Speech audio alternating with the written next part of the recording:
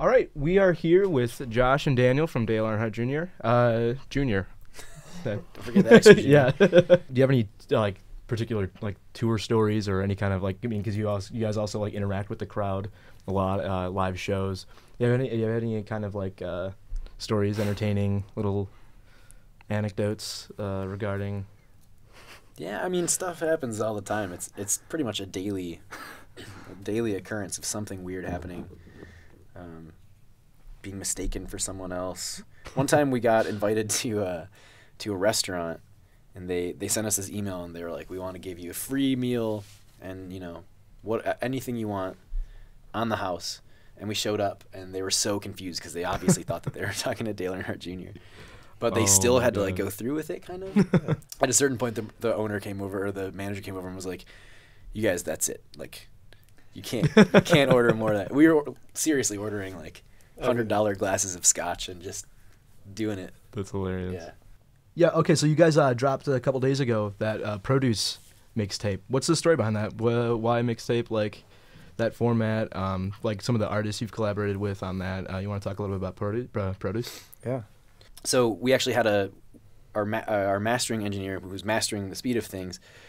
Read an interview where we had said that he was a dream collaborator, and called us one day. Actually called us and said, "Slim's in the studio, I'm mastering something for him. Can I play him your stuff?" And we did, and then it just kind of went from there. We sent him the song, he sang on it, and then Chuck English wanted to rap on it, so it just kind of went from there. And then word got out that we were doing collaborations, and people started contacting us. Asher Roth actually contacted us and was like, "I want to be on your mixtape," which was cool. And I think his track is one of the best ones too. So yeah, it was fun. I mean, I think it's something that has been it's been a long time coming. I think even this band was almost we were in that phase when we started making music for the first time. We were making hip hop beats and then putting a song over it, So I think it was it's just finally I think this is something we've meant to do. And it feels awesome to actually get it done and to have it on the internet. It's kind of because it happened so fast. We made it, put it out. We didn't have to do a whole studio thing and go through our label or anything like that. Really, we just kind of put it out there. It almost feels like it's not quite out there yet for me. It doesn't feel real, but I'm glad you brought it up. It's cool. Yeah, it's really great. It's a big change from some of the stuff you guys put up in the past. It's very cool.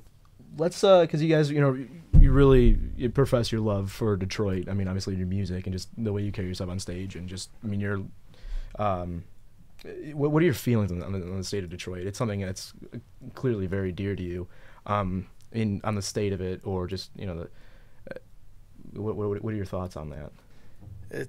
It seems like it's always been an interesting time in Detroit, and I think every time there's issues or there's something going wrong, or it's always, everyone sort of talks about the future and one day it'll be great. They've been saying that for a long time now. So I think it can get it gets a little tiresome, but at the same time, I think because I grew up there, I just think it's impossible for me not to think about Detroit and think that it really, and because of the recent bankruptcy and stuff, there really is no way to go but up from here.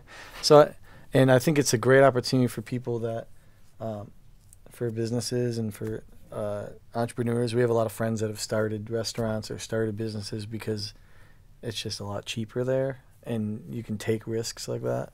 So I think there's a lot of hope and there's a lot of optimism and there's a lot of creativity, but again, it's sort of viewing it through a lens of a younger person that has a lot of ambition, and not necessarily I don't know what it's, how far we are from it being alive and thriving like crazy, where people want to visit it. But it's interesting to me, and it has been, because it's just so cheap, and it allows for you to be creative and not have to work 40 hours to just pay your rent or whatever.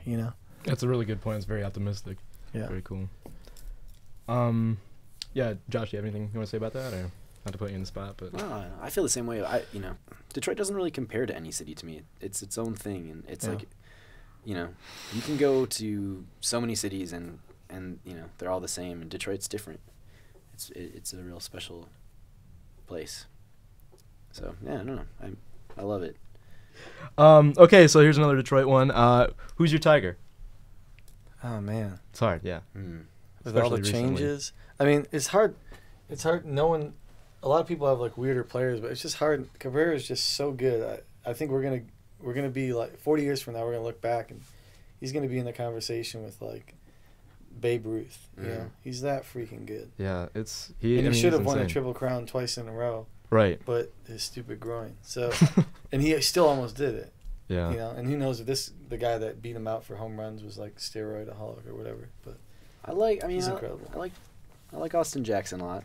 I think Iglesias though is creeping up. Oh, Is he absolutely. gonna be your Tiger? I think so because there's no one that throws a baseball that like turns me on when they do it, and That's a weird way to put he it. like flips it and it's beautiful, it's incredible. Yeah.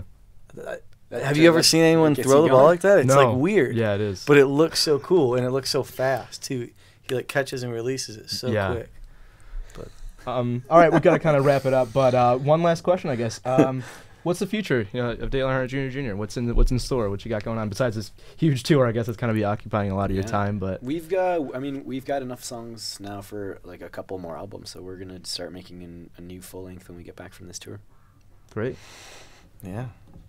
Probably we might be working with some other bands. Yeah, we're trying to. That was part of doing this produce mixtape too. Is just like we want to let people know we're game for like producing other stuff and writing for other people. We're into that. Some of our friends are hip hop producers. They produced like the last Earl Sweatshirt record and some of the J. Cole record. And they were talking to us about how like when they go to meetings with people and stuff, they like bring us up to as people to work with, and people kind of don't realize that we produce our own stuff. They just think of us as like artists, like Right. pop artists or whatever. But so I think that part of this was like, this is like we do all of it, We're producers too. We're hoping that's in the future. Yeah. That's the goal. We've Yeah. done it, but it'd be fun to do it on a bigger scale.